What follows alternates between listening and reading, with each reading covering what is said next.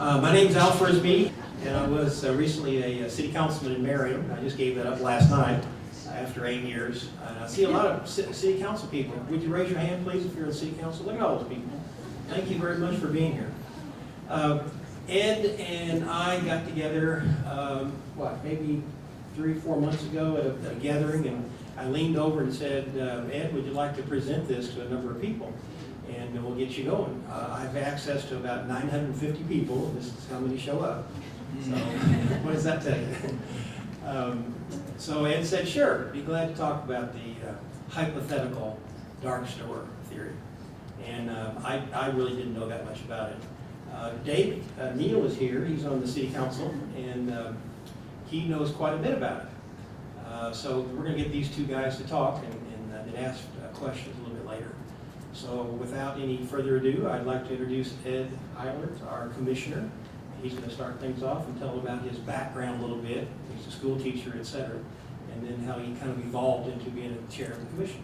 Okay, well, Al, thank you very much. Thank you all for coming this evening, and I appreciate this opportunity to visit with you about a subject that I think is very, very important to all of us in Johnson County, especially residential property taxpayers. I started my career as a high school teacher. I taught for 4 years, the last year at Shawnee Mission East, and the subjects I taught, they don't teach anymore for some reason. Typing, shorthand, business law, economics, and accounting. I guess they do have some form of accounting, or at least finance. Enjoyed that very, very much, but back in those early years, I decided I couldn't raise my family on a teacher's salary. It's better now, but still not good enough in my opinion. And so I had a chance to get into the investment business with a New York Stock Exchange member firm, and that's where I spent most of my private sector career over about 40 years as an investment advisor. And I retired about 10 years ago from that business. After I built my business, that gave me the flexibility and the opportunity to become involved in local government. And quite by accident, I ran for the city council in OVERLAND Park, was elected, and then 4 years later was elected as mayor and served there for quite a few years. And when I stepped down as mayor in 2005, I was done with political office, except I ran again in 2006. And, was elected to the county commissioner as a 4th district representative, which Janae now holds that position. And I'm in my 3rd term as commission chair. They're 4-year terms, and I just finished my 1st year of the 3rd-year term. I have been speaking over the last couple of years to any group that I could get in front of, I'll put it that way. I've spoken to all the school administrators and most of the boards of education of the 6 districts here in Johnson County. I've spoken to some of our recreation districts who have a mill levy, and I've talked to small groups, large groups about this particular topic. Going back several years, this theory of property valuation really began in the northern states, Michigan, Wisconsin, Minnesota. And you can probably know why, because of Target, Menards, 2 big national distributors. And back in 2018, January 2018, I read an article published by Standard & Poor's about this particular subject, and their take was that this would have a negative impact on local governments across the country if it were adopted and utilized as a basis for determining property valuations. About 1.5 years ago, I was involved in a conference call. The National Association of Counties, where there's about 3,000 of us, is divided into 3 or 4 different sections.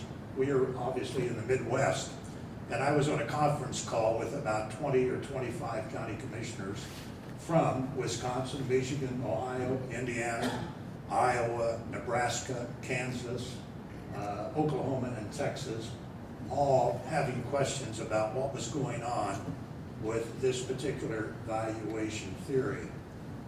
So it's not new, and it's not only Johnson County in Kansas, it's every county in Kansas who has a Walmart, a Target, maybe even a Dollar General, or any kind of commercial property who chooses to rely upon this hypothetical theory. On the screen is the definition of a hypothetical condition, which is a broad term that I'll use in describing these particular ways to value property. And as it says, hypothetical conditions are contrary to known characteristics about the property, including legal as well as economic factors and other factors. So keep that in mind when you think about this subject. It is hypothetical. It's not real. It's phony. It's a phony way to value property. Now, in the state of Kansas, the Constitution speaks to property, a basis for valuing property as being uniform and equal. Okay? But there are other factors in state statute that allow some difference of legal opinions. I'll put it that way. In Johnson County, let me explain a little bit about the appraiser's office. And it's different in states around the country. But in Kansas, the appraiser is appointed by the county commission, county appraiser, for a term of 4 years. His or her performance is evaluated by the Property Valuation Department, which is in Topeka, a governmental agency created by the legislature. And the county appraiser has certain appraisal standards that they must follow in appraising property. If they do not follow those standards, they are downgraded by the Property Valuation Department. They could be charged with a misdemeanor, pay a $500 fine, but bigger than that, lose their jobs as a county appraiser. So they pay close attention to how they appraise properties. And in Kansas, I assume you're all familiar with this, residential property is appraised by a mass appraisal approach. You look at comparable sales, and it's more of an art than a science, quite frankly, but they are required to look at comparable sales on comparable properties. And I will say this, everybody in the county should have the opportunity to appeal their appraisal if they so desire, whether it's residential or whether it is commercial. And that appeals process, there's an informal hearing at the county appraiser's office. Then if you don't agree with that decision, there is a more formal hearing at the county appraiser's office with a representative from the Board of Tax Appeals. If you are residential and you still don't agree with that decision, then you go to the Board of Tax Appeals in Topeka, which is a 3-member board, and their responsibility is to evaluate the appeals and make decisions. There has to be an appraiser, an attorney, and a CPA on that board, and they cannot all come from the same congressional district. Then there is an administrator who can fill in on the board if one of the other board members happen to be absent for a reason. The challenge is that the Board of Tax Appeals does not have to follow the same process that the county appraiser does. They can make their own rules if they want. And that's where we're at today. The Board of Tax Appeals in the state of Kansas over the last couple of years has moved forward using the hypothetical value dark store hypothetical lease approach to valuing certain classes of commercial property.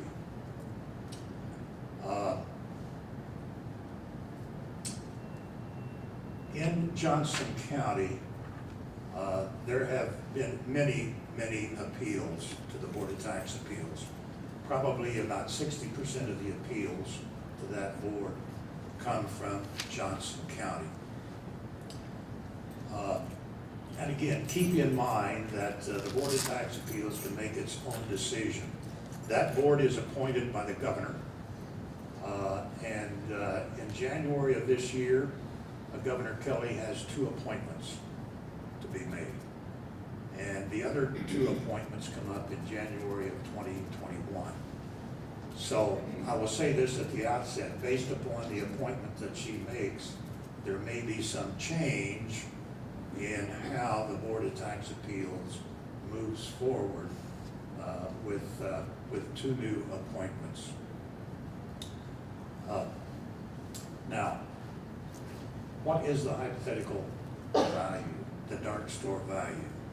Well, it started out as being called a dark store. And that's where retailers, big box stores, say that their property should be valued as though it was vacant or abandoned, even if it's very successful and it's well maintained and it's in a very desirable location. They think it should be valued as though it is dark, which would drop the value significantly if in fact that was the case. Another variation of that is what I call the hypothetical lease. In other words, I'm a big box store and I go in and I have a 20 or 25-year lease on the property, but I go to the Board of Tax Appeals and I say, no. It should be valued as only having a 2 or 3-year lease. Obviously, that makes the property less valuable versus a 20-year lease. And there are other conditions, hypothetical conditions, that they point out. In the appraisals that have gone before the Board of Tax Appeals from Johnson County on these big box retailers, the Board of Tax Appeals has reduced their value by 30 to 40% less than what the county appraiser says the value should be. And again, remember, the county appraiser is following state statutes and requirements that are laid out by the Property Valuation Department. 30 to 40%. How many of you would like to have your residential property drop in value 30 to 40%? I'm right there, myself. Not for real, not for real, just for taxes. Right, right, just for taxes. And that's the issue. This value drop is for taxes. In the private sector, this type of appraisal process is never used. If you're financing property, or if you're building property, or if you're selling that property, for whatever reason in the private sector, they never use hypothetical values, and there's a good understanding why. So yet, at the Board of Tax Appeals and other places around the country, they say that this is a valid way to value property. Now, the tax representatives will not tell you about that, what the private sector does in valuing property. It's all hypothetical over here to suit their particular purpose. The IAAO stands for the International Association of Assessing Officers. That's the professional group of appraisers, whether you're private sector or whether you're public sector. And they do not endorse the hypothetical dark store approach to valuing property.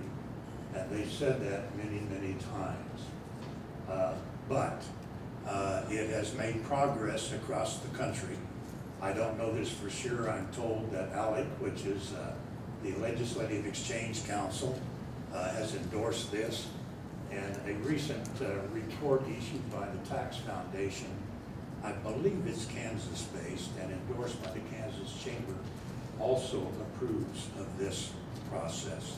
this valuation process. In Johnson County, Target, Walmart, CVS, Walgreens, and Bass Pro were all given this big drop in valuation by the Board of Tax Appeals. And we have all of those on appeal to the court, Kansas Court of Appeals. Arguments have not been presented yet. Probably regardless of what decision the appeals court makes, they will eventually end up at the Supreme Court. It is my view that this approach is completely contrary to what Kansas state statute allows. So therefore, hopefully the appeals court and the Supreme Court will support that idea. Now, David, if we can go to the next slide. What is the impact on those of us who own residential property? We put all the numbers together based upon the current values of those companies I just mentioned that were handed down by the Board of Tax Appeals. The biggest negative is going to be for schools. Johnson County Community College, just on those properties that I mentioned, would have to refund about $6 million. Our 6 school districts would have to refund about a little over $28 million. Now, even the state of Kansas has a 20 mil levy, which is used to support the state funding for our local schools. That's about a $13 million number. So if you look at our education institutions, they would have to refund, I think the number is somewhere around $48 million. Something that most people don't think about is fire districts. Now, we have 4 fire districts in Johnson County. Consolidated number 2, which is Northeast, Prairie Village, Mission, all those smaller cities up there in the Northeast.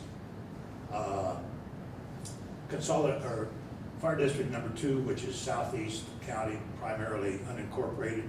They also serve Spring Hill. Then we have district number 1, which is Gardner-Edgerton, and the Northwest District, which is DeSoto and the western part of Johnson County. All the other fire services are provided by cities, not fire districts. But even that number is almost $1 million of tax dollars that they would have to refund. And consolidated number 2 is the biggest number. Now, it's important because those fire districts and the schools and the community college, other than state money supporting education, have no other option but property taxes. So if they need to make up this money that might have to be refunded, you know where they're going to have to go. They'll have to raise our property taxes in order to offset those dollars. If you look at the cities, and again, depends upon the size of the city, there's some pretty big numbers in Olathe, Overland Park, and you can look at the total of that number. As far as the county is concerned,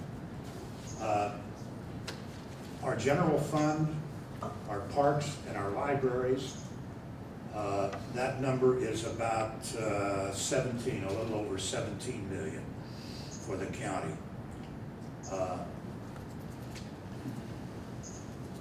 There are a couple of, well, the state also has a 1.5 mils, which they use for state buildings. And then Blue Valley and Spring Hill have some rec districts. Now, the county, our parks and our libraries have no revenue source other than property tax. They do not receive any general funds from the county because they are separate taxing districts. The county general fund, I think the number is about 13 million for for that. We do have sales tax, but they're all dedicated. So if we were to recover that 13 million, we'd have to raise property taxes also. In sum and total, the total is a little over 82 million of those numbers that I've presented. Now, here's the scary part, I'll use that term. If changes are not made by the Board of Tax Appeals or the process that they use accepting hypothetical value, there's a domino effect all across commercial properties in Johnson County. You're talking about office buildings, you're talking about small shopping centers, you may be talking about apartment houses. And if that were to occur, you would have to increase this 82 million by about 4 times. Almost $400 million that would have to be eventually refunded. And where would the money come from? Personal residential property tax. So that's the elephant in the room that we need to really understand and get our legislators to understand that, our neighbors to understand that. As I said, we are not the only county in Kansas who's facing this. Sedgwick, Riley, Shawnee, Douglas, all of those counties and others share the same problem, same challenge. So what might be done? Well, the state legislature could step up and pass legislation that says hypothetical values cannot be used in valuing property in Kansas. I've mentioned the Kansas Chamber of Commerce may have a different attitude about that. That's a big hill to climb for the legislators.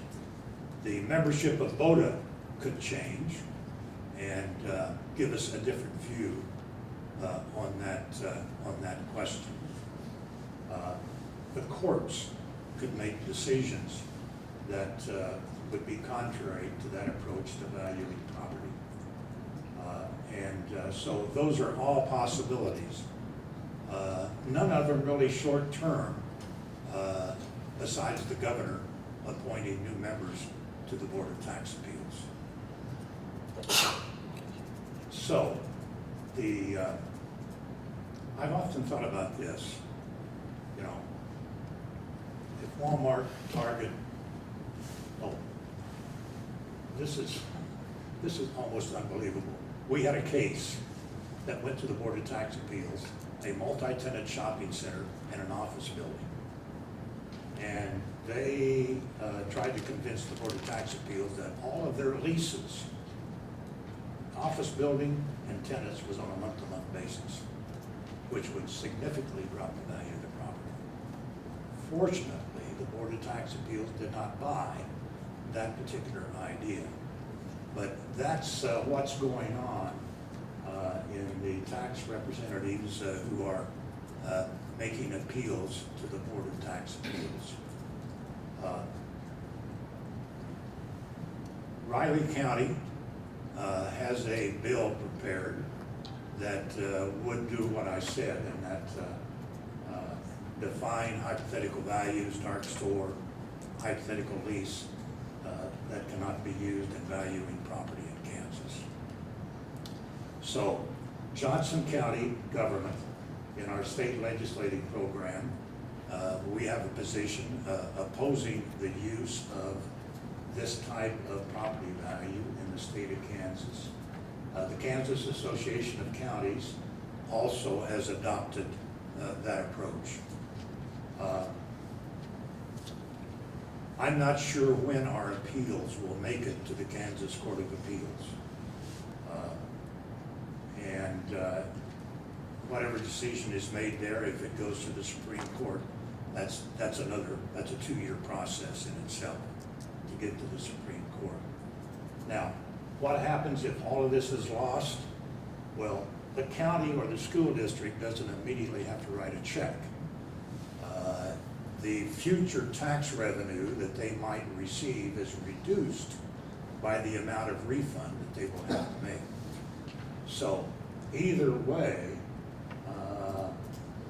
they're still going to lose revenue, and if need be, they'll have to make it up.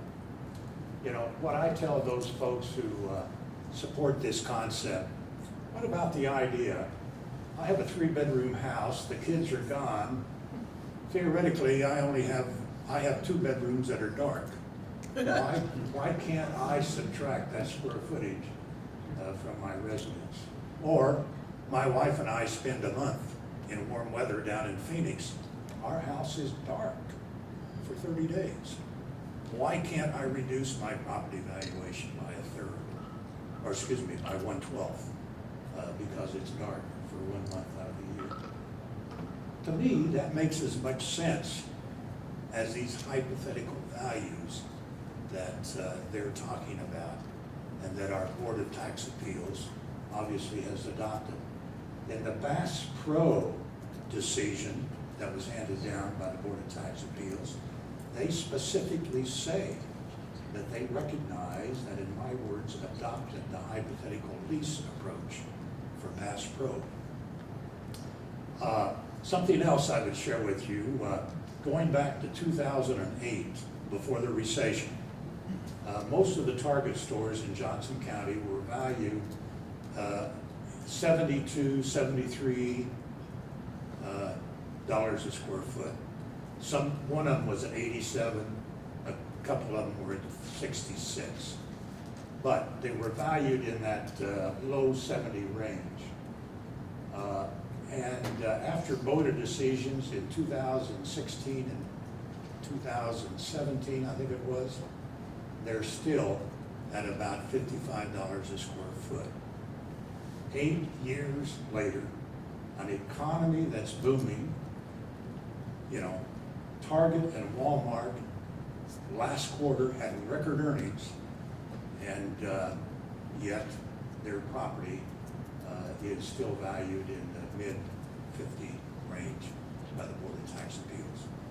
I don't know how many of you have looked at your property value in 2008, but I bet it's not lower today than it was in 2008.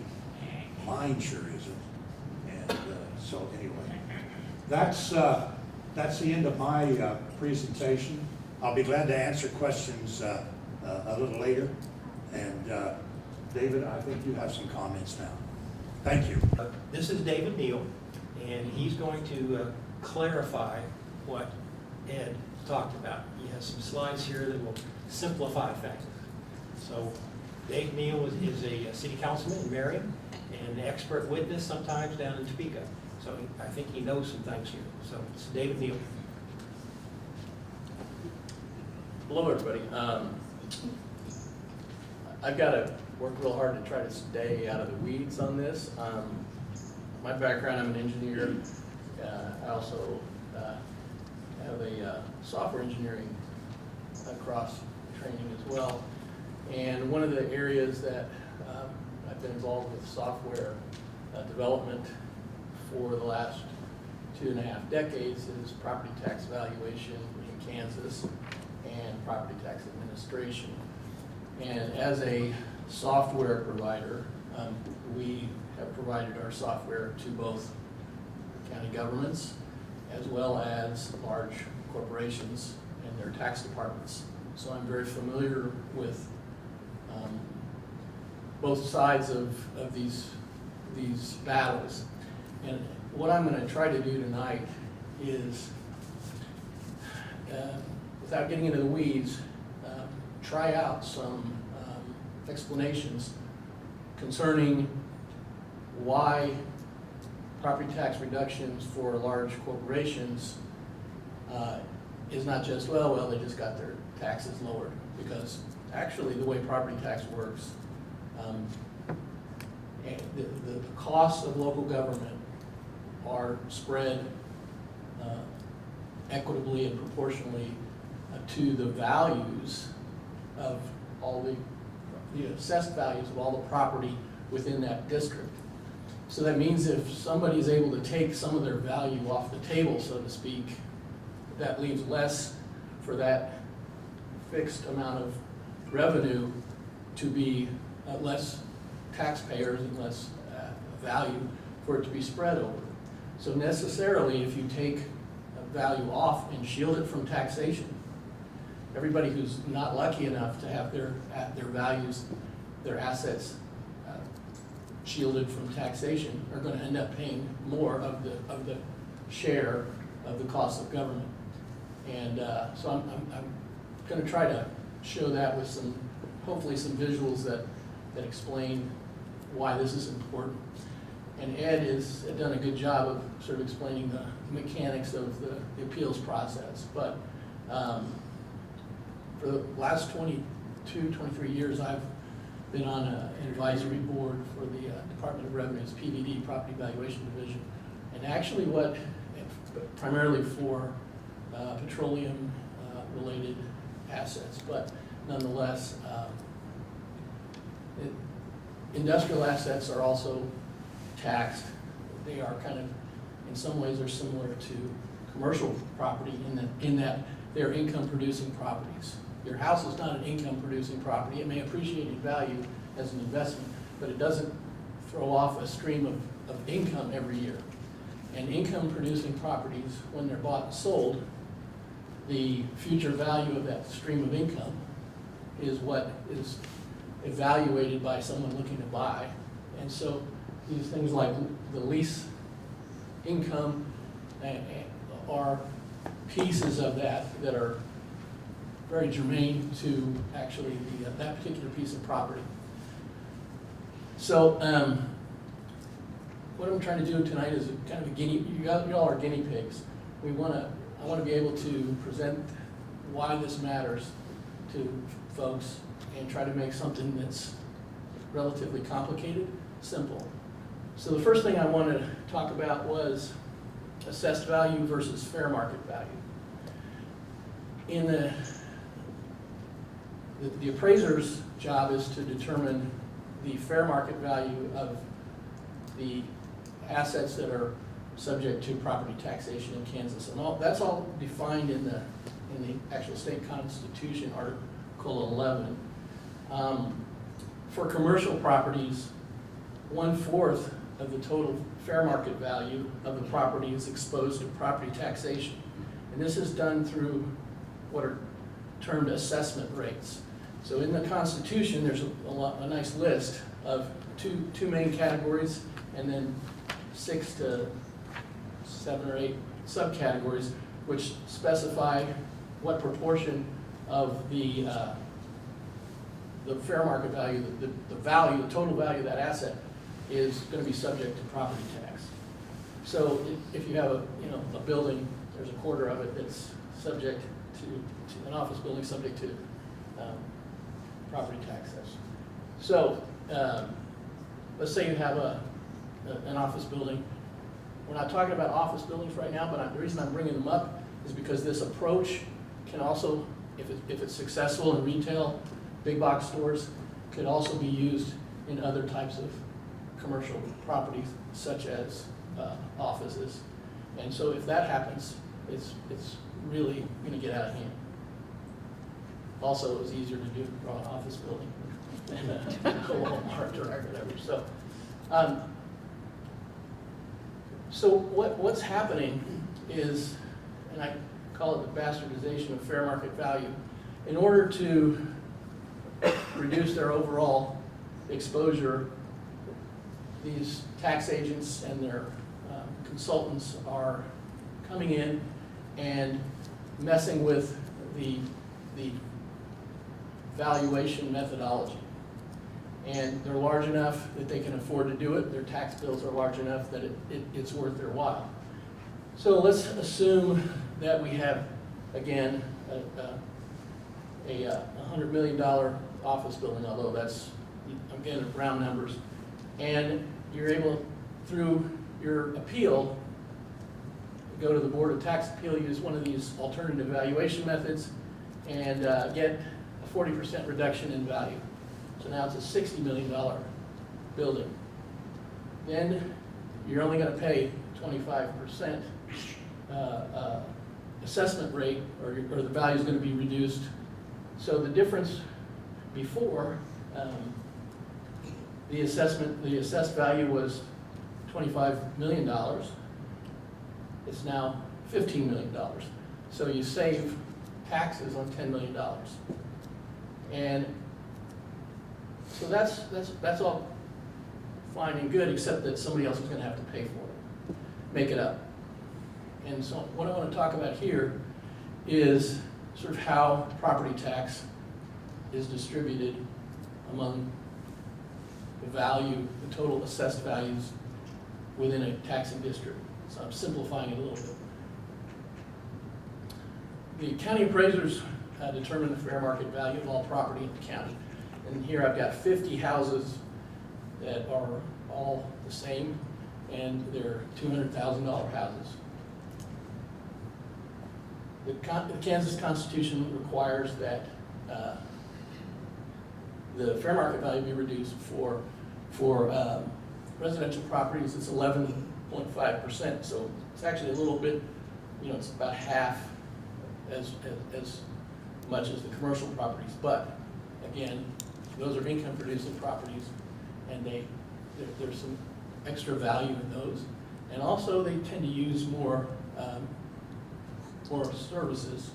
As a city council member, I know that we spend extra money. A lot of our police and some of our infrastructure go to supporting the commercial needs of our city. So for these 50 houses, each of them would be assessed for the assessed value of $23,000.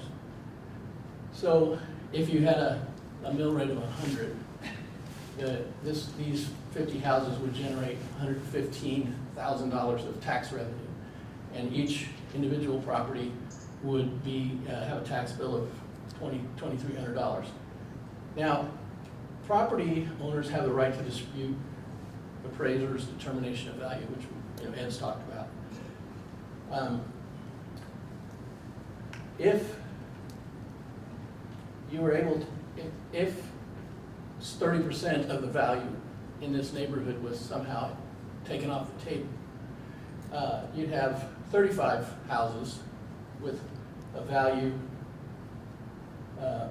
$200,000 each.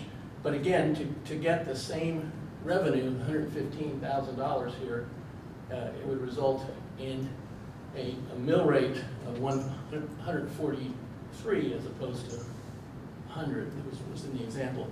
And the individual property tax would be $3,285.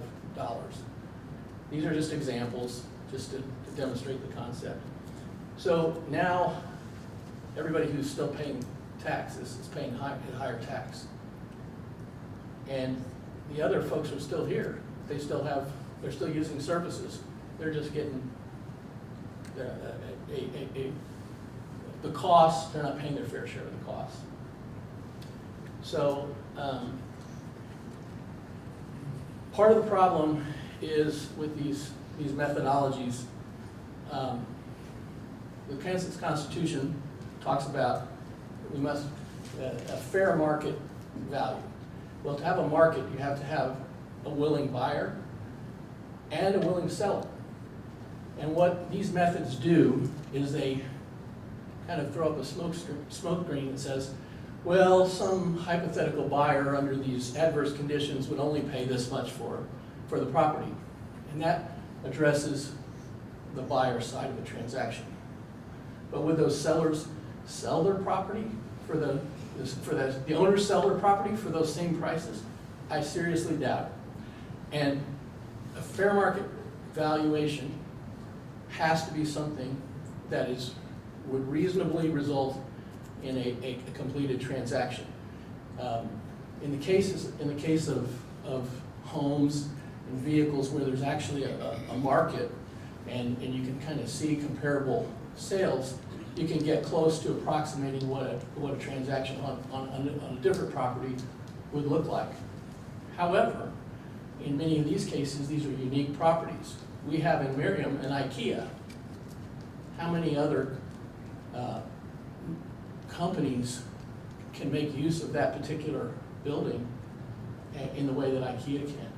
So you have to look at the particular location, the particular configuration of the property. It's designed, IKEA is designed as essentially a sales factory for their type of product, and it's unique.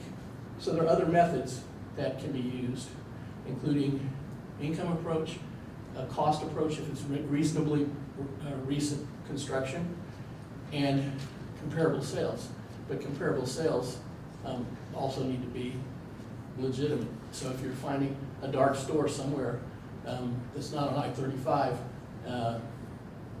and trying to say that per square foot is the right value to apply to a unique property that's doing well, you're leaving a lot of value untaxed, which means that everybody else has to pick it up.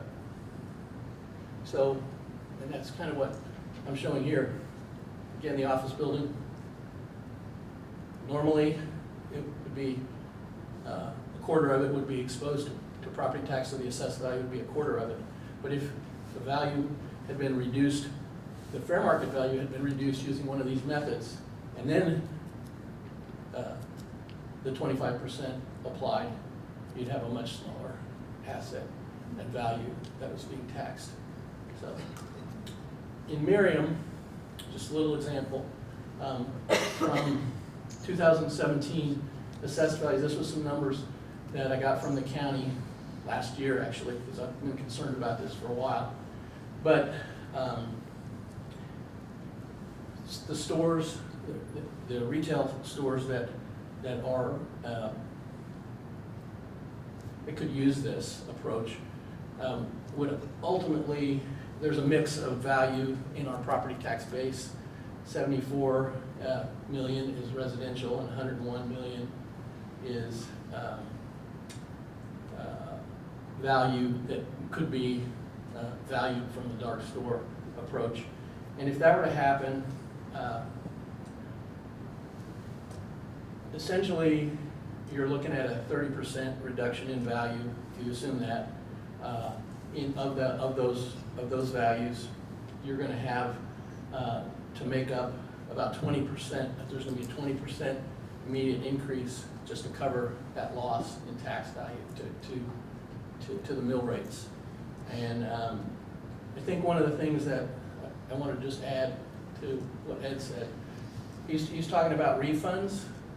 If you also have to look moving forward that those lower values are going to go out into the future too. So each year you're also going to be you're going to have to make that up.